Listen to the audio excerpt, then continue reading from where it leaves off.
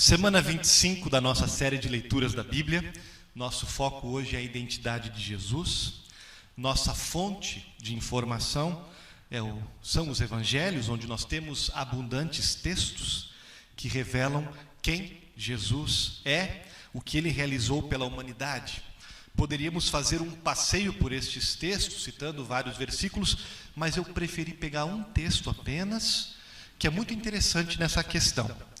Normalmente o texto que se escolhe para abordar a identidade de Jesus é aquele onde o próprio Jesus pergunta para os seus discípulos: quem vocês dizem que eu sou? Que mostra como Jesus levava a sério a opinião que se tinha dele. A fé cristã, ela é muito mais uma questão de qualidade do que de quantidade. É muito mais sobre ter a fé ancorada no objeto certo do que se ter uma grande quantidade de fé. Muita fé no Jesus errado é muito pior que pouca fé no Jesus certo, por assim dizer. É ótimo ter muita fé, tenha muita fé, mas assegure-se que é no Jesus certo, no Jesus real e verdadeiro. Não será o texto de Jesus perguntando aos seus discípulos a opinião deles a seu respeito, mas um outro texto menos abordado que será a base de hoje. É um intercâmbio entre Jesus e o seu principal aliado, João Batista. Nós não sabemos muito da relação dos dois, mas fica claro que João Batista apoiava Jesus. Deus o escolheu a João e João foi chamado para abrir o caminho de Jesus. E João estava fazendo, lembram? Eis o Cordeiro de Deus. João chegou a orientar os seus discípulos para começarem a seguir a Jesus.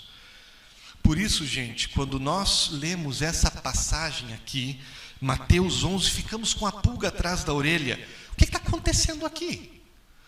Porque João, que tinha sido um entusiasta de Jesus, um parceiro fiel, agora está aparentemente confuso. Porque João está mandando esse recado para Jesus: és tu realmente aquele que haveria de vir? Ou devemos esperar por outro? Antes de nós criticarmos a João por estar se perguntando sobre a identidade de Jesus, vamos dar uma chance para ele, né? Porque João pode ter suas razões. A primeira é que a vida de João Batista estava indo de mal a pior. Gente, ele está preso injustamente por causa da sua atividade religiosa. João, que tinha sido a esperança, uma sensação para muitos judeus da época, um profeta que atraía multidões ao deserto para ouvi-lo pregar, quando ele denuncia o pecado dos governantes, ele parece que vai longe demais e acaba sendo jogado no calabouço por Herodes. E tem a sua vida dependurada por um fio. O grande João está agora silenciado, está esquecido, está numa fase irrelevante. Talvez ele está sentindo isso. Uma das coisas que pode ter motivado João se questionar sobre Jesus é essa. Só um pouquinho. Se tu é o Messias e eu te sirvo, e eu te sigo, por que minha vida está uma droga? Se tu és o Deus encarnado e eu te apoio, por que está deixando que coisas ruins aconteçam comigo? Uma segunda razão que pode ter feito João se encher de dúvidas é mais sutil. Aparece na resposta que Jesus dá para João, quando diz: bem-aventurado quem não tropeça. Tropeçar é se escandalizar, tropeçar é se ofender. Parece que João, na prisão, ouviu o que Jesus estava fazendo, o que ele estava falando, e João parece que está perto de tropeçar. Por quê? Já vamos ver. Antes, me permitam argumentar com vocês sobre a relevância desse assunto. Porque se é verdade, gente, que muitas pessoas são indiferentes a Jesus, tem muita gente, a pandemia aumenta isso, tem muita gente se questionando, buscando Jesus. A tese de que a humanidade estaria se secularizando já foi refutada. Leia Peter Berger. O homem é um ser religioso por natureza e do mesmo jeito que ele precisa de ar para respirar, de alimento para comer, o ser humano precisa de fé para viver. E nessa busca pela fé, Jesus e o cristianismo, volta e meia, são reconsiderados. Como João Batista, muitos hoje estão se perguntando sobre Jesus. E pode ser que muitos que estão se perguntando estão fazendo porque estão em apuros. Como é que eu posso acreditar em Jesus à luz do sofrimento da minha vida? Como eu posso acreditar em Jesus à luz do sofrimento no mundo? Ou pode ser que muitos se perguntam sobre Jesus porque se escandalizam com as coisas que Jesus fala e faz. Talvez você pense, puxa vida, mas eu tenho clareza, eu estou tranquilo nesse assunto sobre Jesus. Que bom. Mesmo assim, eu lhe convido a refletir. Primeiro, porque é bom reforçar, é bom aprofundar o nosso conhecimento sobre Jesus. Não queremos arriscar nos enganar, como Dallas Willard, filósofo que escreve sobre espiritualidade cristã, escreveu: a presumida familiaridade com Jesus tem levado ao conhecimento, um conhecimento que leva ao desdém, e um desdém que acaba levando à ignorância. Não queremos cair numa presumida familiaridade com Jesus e acabar caindo da fé verdadeira. Gente, em segundo lugar, caso você realmente tenha esse assunto de Jesus bem resolvido para você, eu te convido a estudar essa questão, porque você pode ajudar alguém que não tem essa questão resolvida. Pode ser que existam pessoas próximas a você, colegas de trabalho, familiares, pode ser que alguém dentro da sua casa esteja se perguntando sobre Jesus. Podemos ajudá-los com uma boa conversa. A pergunta de João é relevante, tão relevante que Jesus não o responde com uma bronca. Vocês viram? Ele não diz: como é que você se atreve, meu primo, a perguntar uma coisa dessa nessas alturas do campeonato? Não. Jesus dá uma resposta e apresenta evidências. Nós vamos estudar isso hoje, tá? Tem algumas coisas na pergunta de João que eu quero chamar a atenção de vocês, e algumas coisas na resposta de Jesus que eu quero chamar a atenção de vocês. Primeira coisa sobre as perguntas de João. Primeira coisa, a pergunta de João, ela é diferente da maioria das perguntas das pessoas. Vejam, João está na prisão, prestes a ser morto, mas quando ele manda o recado para Jesus, ele não menciona o seu problema, nenhuma vez. Vocês viram? Ele não diz: se tu és o Messias, me tira daqui. Não faz isso, ele apenas pergunta: é ou não é? Tu é o Messias, aquele que haveria de vir? João, por exemplo, é radicalmente diferente desse sujeito aqui, o ladrão na cruz, lembram? Um dos ladrões crucificados ao lado de Jesus: se tu és o Messias, me prova. Se tu és o Messias, resolve o nosso problema. A maioria das pessoas que abordam a Jesus tem um problema na pergunta, o problema do motivo, o problema do interesse. Querem saber se Jesus vai dar alguma coisa em troca, alguma coisa que lhes ajude a viver do jeito que querem viver. Alguns exemplos. O sujeito está interessado em ser cristão, mas o seu sonho é se formar na faculdade. Aí ele quer saber: Jesus, você vai me ajudar a passar no vestibular? Eu sigo você vai me ajudar a concluir os estudos? Outro exemplo: Jesus, meu casamento está acabando e eu estou considerando o divórcio. É permitido? Vai me apoiar se eu me divorciar? Ou tenho esse terrível problema emocional, essa baixa autoestima, esse problema com culpa. Jesus, tu vai me ajudar a me sentir melhor? Então, sou homossexual, Jesus, estou pensando em te seguir, vou encontrar apoio ou vou ser condenado? Qual é a resposta de Jesus para esse tipo de pergunta? Nem sim, nem não. Jesus diria: você está fazendo a pergunta errada. Pergunta errada, resposta errada. Não posso te responder simplisticamente, porque uma pergunta errada conduz a uma resposta errada. Já se deu conta? Pergunta errada, resposta errada. Professor Gerson Linden nos ensinou isso, e se ele falou deve ser verdade, acreditem em mim. Se perguntamos errado, Jesus rejeita a pergunta, como rejeitou a pergunta do ladrão na cruz. Vocês viram? Mostra que és o cara resolvendo o meu dilema. Jesus respondeu o ladrão na cruz com um ensurdecedor silêncio. E qual foi a pergunta de João Batista? João não diz, eu preciso sair da prisão. É ou não é o cara? Se é, o que está esperando? João faz a pergunta certa. A pergunta certa do ponto de vista espiritual, intelectual, lógico e sensível.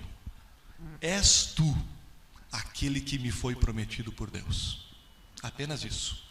Sem contrapartidas, sem condicionais. Pergunta livre, pergunta aberta a se permitir saber quem Jesus é, não o constrangendo a que ele se encaixe no que nós queremos ou achamos que precisamos para a nossa vida. Esse é um primeiro ponto, gente, dessa pergunta de João. Não me defino primeiro e então busco que Jesus se encaixe. Primeiro pergunto, quem é Jesus? E aí, a partir disso, me interpreto, me defino.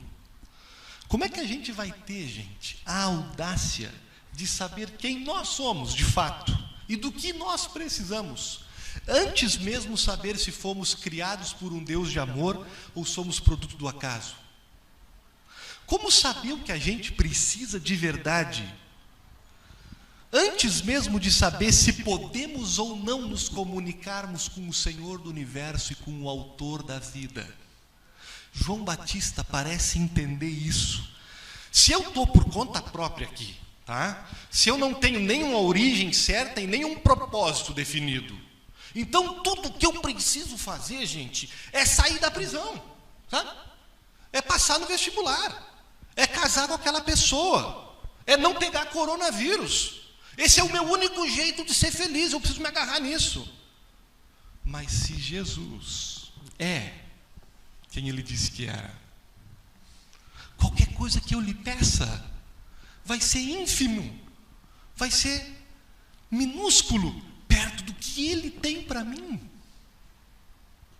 Qualquer sacrifício momentâneo que ele me convide a enfrentar não é nada perto da glória que ele tem para mim. Eu acho, gente, que uma das razões que fazem muitas pessoas que estão buscando Jesus, a fé cristã, não receberem, sabem, nenhuma resposta e permanecerem paralisados nas suas dúvidas, confundidos, é porque, se a gente pensar bem, a pergunta que estão fazendo é a pergunta do ladrão na cruz. E essa pergunta não é pergunta, é uma ordem, é uma barganha, é uma chantagem. E Jesus não se sensibilizará com isso, gente. Quando alguém vem a Jesus com condições, eu estou disposto a acreditar em você. Você é cristão, mas quero saber o que tem para mim. O que eu ganho? Isso não é pedir informação. Isso não é uma busca sincera. Isso é uma ordem. Isso é uma chantagem. E Jesus não vai responder a isso. Não responde porque nós não estamos perguntando, nós queremos chantageá-lo.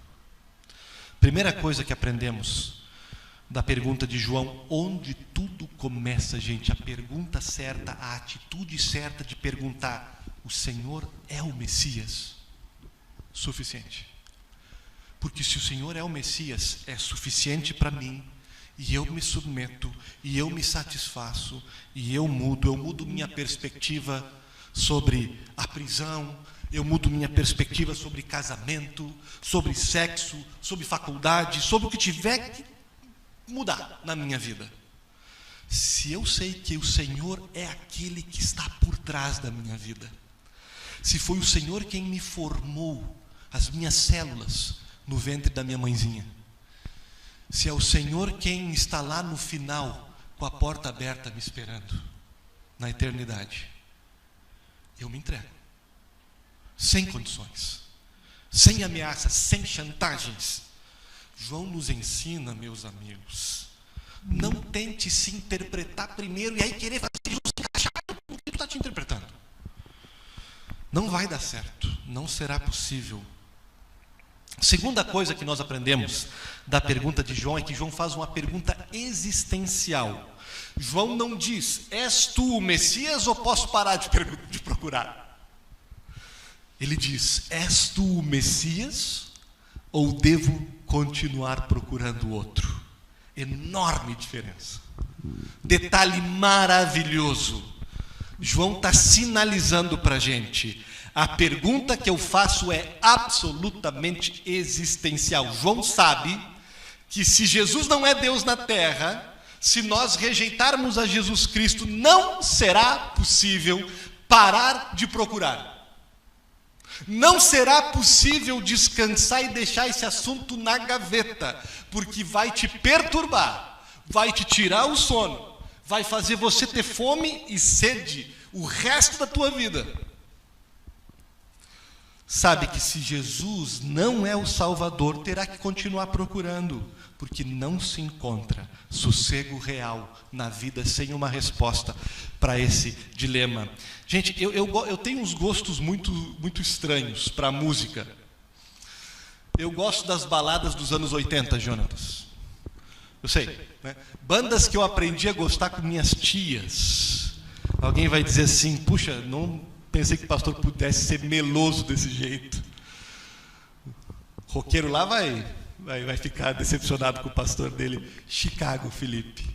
E Chicago canta assim, You're the meaning in my life, you're the inspiration, you bring feeling to my life, you're the inspiration. Canção romântica, mas tem uma letra quase de culto. Eu quase pensei em Jonathan botar na liturgia. Você é a minha vida, você é a minha inspiração, você traz sentido para o meu coração. Todo mundo tem isso, gente. Todo mundo, independente de ser religioso ou não, romântico ou não, cada ser humano nesse mundo está procurando por alguém, por uma coisa, por esse ser que traz inspiração, sentido. Sem você não sei viver. Pode ser o portfólio, pode ser a carreira, pode ser outra pessoa, e todo mundo estamos juntos nessa busca, porque somos seres humanos, estamos quebrados. Falta um pedaço da gente desde que saímos do jardim. E se nós rejeitarmos Jesus, seguiremos procurando. Como o U2 canta, vou continuar correndo e correndo e procurando até eu encontrar. Como Santo Agostinho já disse no IV século, meu coração, fizeste-me para ti, Jesus, e o meu coração não vai encontrar sossego, não vai se aquietar até eu estar no teu colo. Considere, gente. Rejeitar Jesus, ok, mas você vai continuar procurando, porque essa pergunta não vai te deixar descansar. E eu te pergunto daí,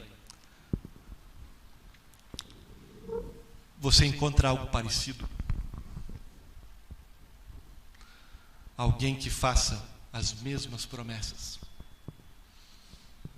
os mesmos chamados, que tenha os mesmos ensinamentos e o mesmo sacrifício que Jesus fez. Você encontrará algo semelhante, justo e perdoador, grande e humilde, poderoso e terno, santo e belo.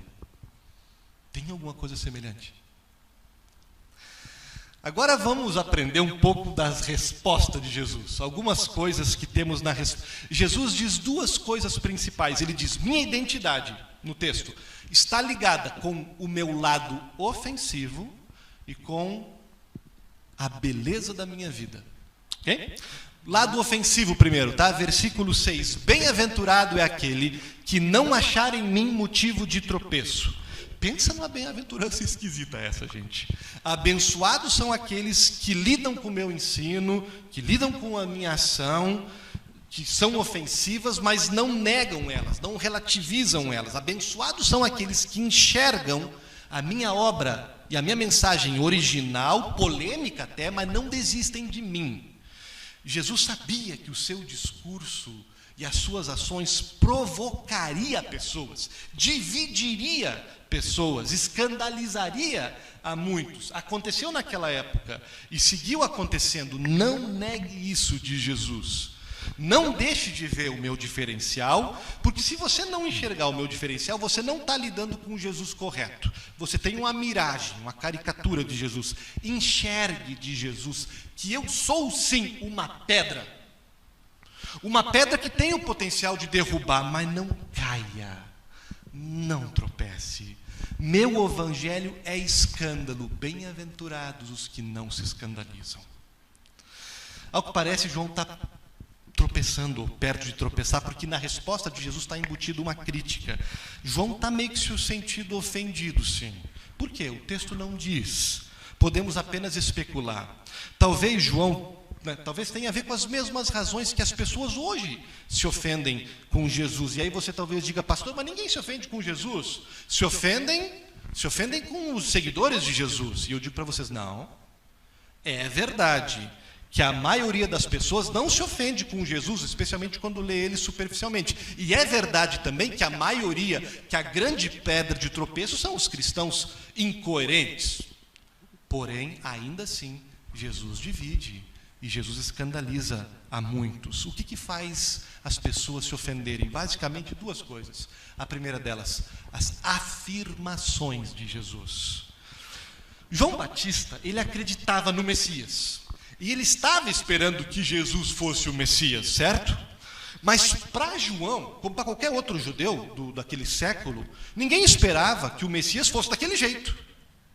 Com aquele caráter, com aquela personalidade, com aquela vida meio megalomaníaco. Quanto mais João ouvia falar de Jesus, mais João se alarmava. Porque em determinado momento, gente, Jesus diz assim: antes de Abraão, eu sou. Vocês veem o tamanho desse negócio? João Batista enxergou. E Jesus estava dizendo que ele, afirmando sua existência eterna.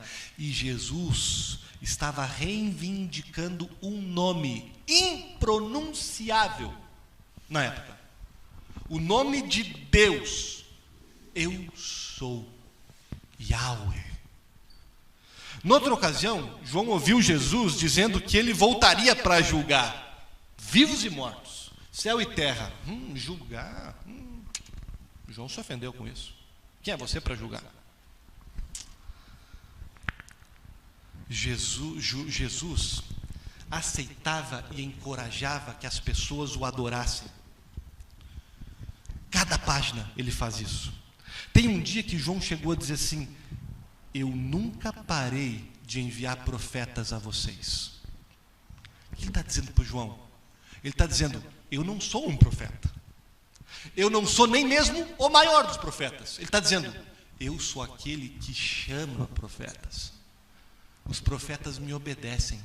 Os profetas se levantam quando eu digo para levantar. Os profetas voltam para casa quando eu digo para voltar. Será que é isso que causa preocupação em João? Porque quando Cristo afirma estas coisas, ou ele se torna o mais maluco, o mais maldoso, o mais confuso pessoa da terra, ou ele é muito, muito, muito maior do que até mesmo João esperava. João pode estar se dando conta de que Jesus é realmente Deus encarnado, e com um Deus encarnado a gente não tem apenas simpatia, admiração. A gente tem que cair de joelhos, porque o Deus encarnado nos demanda tudo o que nós somos e temos, e nos oferece tudo o que Ele é. É uma relação absolutamente diferente, é comprometedora. Será que João está perturbado com isso? Imagine alguém convidando você para uma relação de amizade. Se você vier comigo, eu vou ser teu chefe. Teu chefe não. Teu rei, teu senhor. Você se entusiasma com relação assim? Esse tipo de convite perturba. Não é de admirar que tantas pessoas retrocedam. O que faz as pessoas se ofenderem com Jesus? Por um lado, suas afirmações, e tem muitas outras que eu não estou citando hoje. Por outro, gente, aqui é fundamental, a cruz. O que João Batista sabia da cruz? O suficiente, aparentemente. João está vendo a direção que as coisas estão indo. Jesus não está seguindo o caminho da glória, mas o caminho da cruz, do sacrifício. Jesus não estava arregimentando um exército, ele não estava criando um partido político. Jesus vive vulnerável. João é uma prova disso. João é o seu assessor principal, digamos assim, e está numa cela, exposto, esmagado como um mosquito, precursor. Espera um pouco, gente, que negócio é esse? É o que Paulo escreveu, que se Jesus chegasse dizendo, eu vou chamar vocês, eu vou ensinar vocês como viver e vocês vão se salvar, ninguém ia se escandalizar, isso não ofenderia ninguém. Se alguém diz para você, eu vou te ensinar como viver, você é um coach para você, a gente não se ofende com isso, a gente gosta. Paulo diz que o que ofende a nossa natureza é a cruz. Imagine o seguinte, vou ilustrar para vocês, que uma pessoa desse um presente para outra, tá? Um livro, tipo a arte de ganhar amigos e influenciar pessoas, tá? A pessoa recebe o presente, pergunta para a outra, por que você está, muito obrigado, por que você está me dando esse presente? E a outra responde, porque você precisa. Como é que ela se sentiria? Ofendida, pelo menos em parte. Porque alguns presentes a gente só pode aceitar se a gente admitir que tem alguma coisa errada com a gente. Que alguma coisa não é perfeita como a gente pensa que é. Se vocês me derem de presente um livro de Natal, A Arte de Ser um Bom Pastor, A Arte de Cuidar Bem das Suas Ovelhas, vocês vão ter um pastor ofendido e magoado no Natal. Porque eu quero acreditar que eu não preciso de um livro desse, que eu sou mais ou menos, ou que eu sou razoavelmente... Estão me entendendo? A cruz é o maior presente. Nunca houve um presente como a cruz na história, só que ela é um presente que antes de curar dói, que antes de fazer viver mata. A cruz, gente, antes de ser evangelho para nós é lei.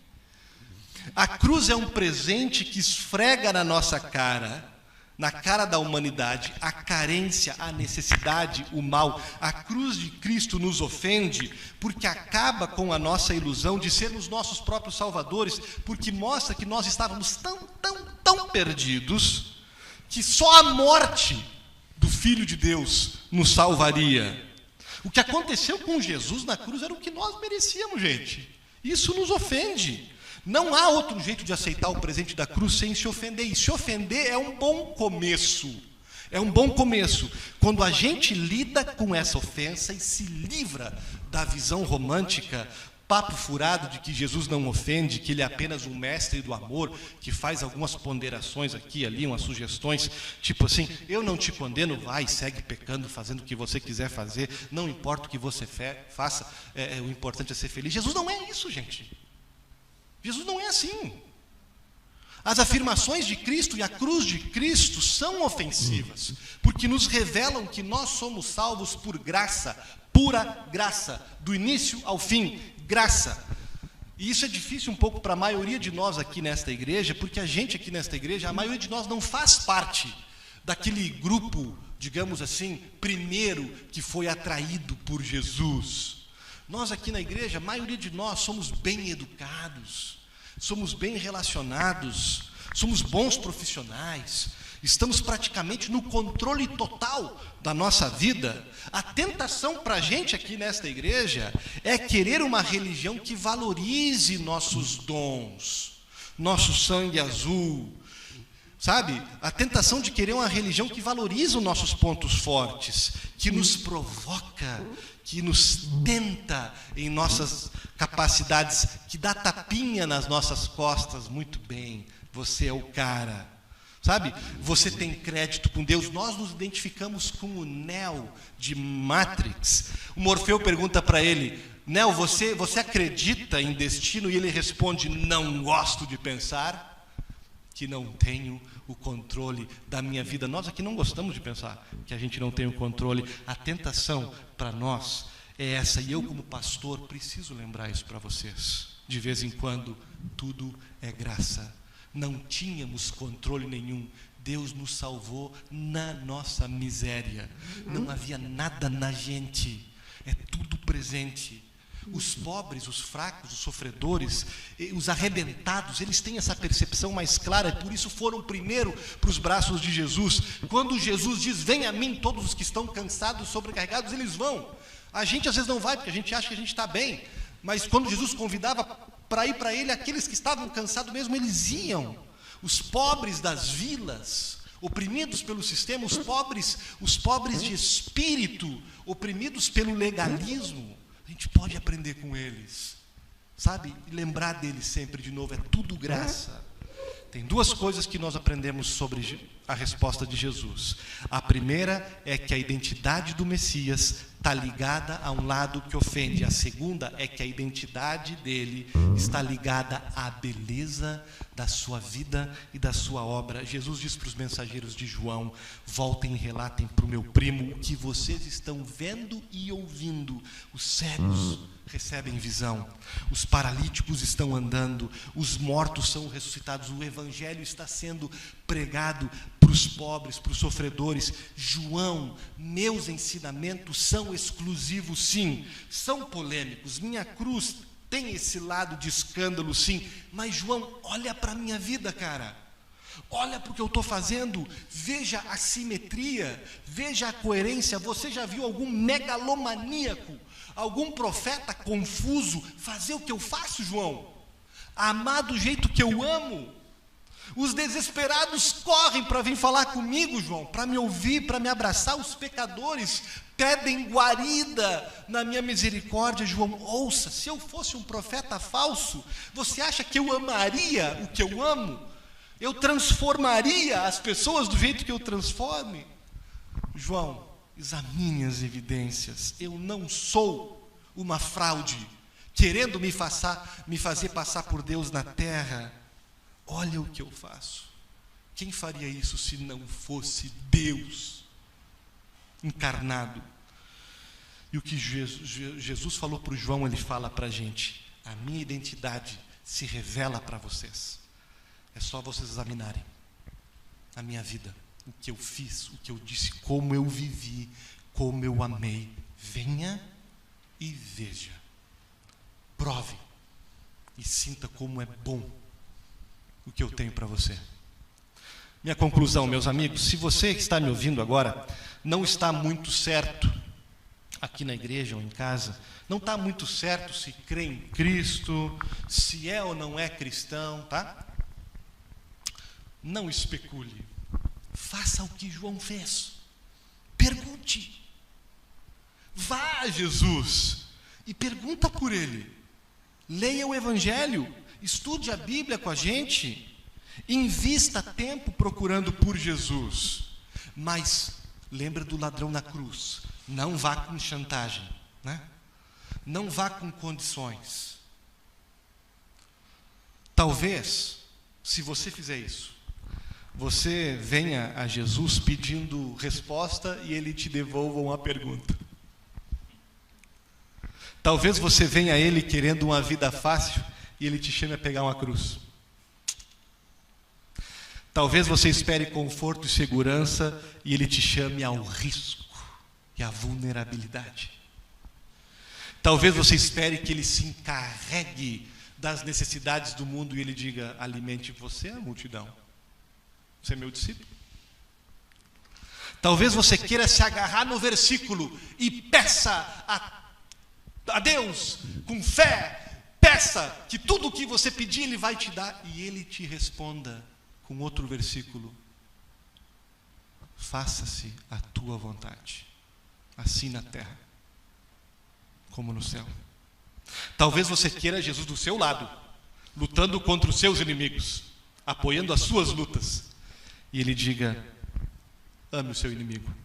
Talvez você queira que Ele previna o coronavírus, Talvez você queira que Ele não fale de morte para você e Ele te responda dizendo: posso te falar sobre a ressurreição?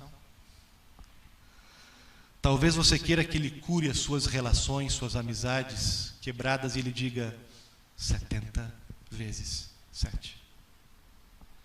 Talvez você peça a Ele que Ele te faça o número 1 e Ele te dê uma bacia e uma toalha e diga: vai lavar os pés dos outros.